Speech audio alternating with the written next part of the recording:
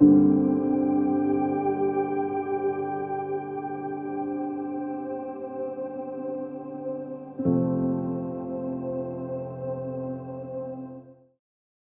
to this explainer. Okay, so for the longest time, people basically thought of human vision like a webcam plugged into a computer. You open your eyes, light comes in, and boom, you just see. But the truth is actually much more complex and a lot more empowering. Seeing isn't just mechanical, it's a highly trainable, dynamic process, completely driven by the brain.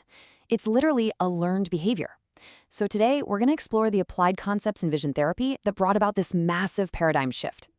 Here is our roadmap for today. We're going to hit 5 main areas: the roots of vision therapy, muscles versus the mind, decoding models of vision, the cognitive connection, and finally, the exact phases of clinical treatment. Let's get right into it. Section 1, the roots of vision therapy. To start us off, this quote from Volk, all the way back in 1904, is just brilliant. It completely captures a major shift in clinical mindset. He was pushing back hard against the idea that the eye's muscles are just dumb pulleys or reins driving a horse. He understood that there is an actual human being, a conscious entity behind it all, actively controlling and adjusting those anatomical structures. And, it was exactly that kind of forward thinking that led to early practices like ortho-optics. This was spearheaded by a French ophthalmologist named Javal in the late 19th century, who was actually pretty frustrated with the results of traditional strabismus surgeries. Ortho-optics literally translates to the non-invasive straightening of the visual axes. It really set the stage for modern therapy, shifting the focus away from purely surgical fixes and putting a huge emphasis on a patient's voluntary mental effort. I mean, just imagine that for a second, literally straightening your own eyes through pure mental focus and training. Moving right along to Section 2, muscles versus the mind. If we track this rapid evolution, we see the field formalizing its clinical standards over just a few short decades. Back in 1928, the Optometric Extension Program, or OEP, was formed, creating a real hub for synthesizing these training concepts. Then, jumping to the 1940s, you had giants in the field like Fred Brock, who started pioneering free space training. This was a game changer because it meant getting therapy out of bulky clinical instruments and into the patient's natural everyday environment. Fast forward a bit more to 1970, and the College of Optometrists in Vision Development was established to advocate for the public and lock in clinical certifications. So what's the big takeaway from all this research by the time we hit the 1970s? Well, it's the absolute realization that vision is not a fixed, passive state. It is a dynamic, adaptable behavior. Literally, if your environment demands a different visual skill, or if you go through specific therapeutic procedures, your visual system can actually learn, adapt, and improve. It's a psychobehavioral process through and through. All right, Section 3, decoding models of vision. To truly understand how we improve visual function, we have to look at the 2 main ways practitioners actually model human vision. And this binary is super fascinating. On one side, you've got the structural model. These folks isolate the hardware of the eye, treating it basically like an anatomic camera. They're heavily focused on extraocular muscle function and physical optics. But then, on the flip side, you have the functional model. The functionalist is looking at the software. They're asking, how does the patient's visual behavior actually interact with their world? It's all about how you function in your daily environment, not just how your eye muscles perform in a vacuum.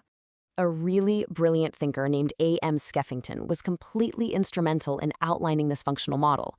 He used this incredibly unique terminology that basically boiled down to the brain constantly calculating 2 huge questions. Where is it? And what is it? So think about someone suddenly tossing you a set of keys. Instantly, your brain asks, where is it? That's what Skeffington called centering, and we physically see that through the convergence of your eyes. Then, a split second later, it asks, what is it? Which is identification, and that's tied to the physical accommodation, or focusing, of the lens inside your eye. It is just such an elegant way to link the mind's intent directly with the body's physical response. Which brings us to Section 4, the cognitive connection. Okay, take a look at these geometric shapes. Notice the really inaccurate reproductions at the bottom of this visual motor integration test. This is huge because it proves that visual tasks are not just about passively seeing a shape. I mean, the child clearly saw the triangle and the diamond, right? But the cognitive planning and the spatial organization required to actually draw them accurately, that was totally missing. And that is exactly the gap that vision therapy has to step in and address. Because vision is so deeply tied to cognition, therapists absolutely have to adapt their treatments based on developmental stages. You can't just give instructions about left and right to a young child who hasn't even developed a concept of laterality yet. So therapists rely heavily on Piaget's stages of development. In those early sensory motor and preoperational stages, kids need super concrete sensory-based input. They literally need to touch and move physical objects. But as they hit adolescence and enter the formal operation stage, they become fully capable of logical, if-then hypothetical thinking. And that's a game changer, because now the therapist can use much more complex instructions to really fine-tune the patient's visual behavior. Now, I want you to look at this MRI. See those multiple spots? Those are characteristic of multiple sclerosis. But here's why this is so important to look at. It highlights a massive caveat in the field. Practitioners cannot just assume that if a patient has an organic, structural disease, they won't benefit from visual training. That's just simply not true. A functional vision problem can absolutely coexist right alongside an organic abnormality. So even if the hardware has some physical damage, there is very often an underlying functional software component that can still be successfully treated and improved through therapy. Let's bring it all together in Section 5, Phases of Clinical Treatment. So, with all this incredible history and theory, how does it actually play out in a doctor's office? Well, clinicians use a highly structured, stepped sequence. They call it progressive disclosure of difficulty. Take amblyopia, which you probably know as lazy eye, for example.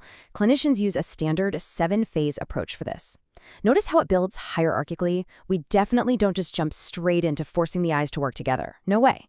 We start with getting the optimal lens prescription, then move to occlusion, like patching, then we do strictly monocular therapy for just one eye. From there, we slowly introduce the other eye's visual field, move up to bilocular therapy, then true binocular fusion, and finally we integrate the visual sense with other senses, like your hearing and balance. Let's zoom in on phase 3 for a second. Before the brain can successfully fuse two separate images together, phase 3 completely isolates just one single eye to rigorously train its foundational skills.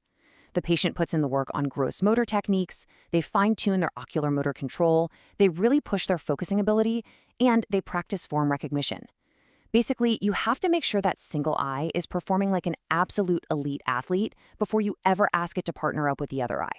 But here is a really crucial point. Despite all these advanced behavioral exercises and, moving physical objects around in free space and doing complex cognitive tasks, foundational tools like prescriptive lenses are completely non-negotiable. As the clinical pearl states, there is no substitute for the judicious application of lenses.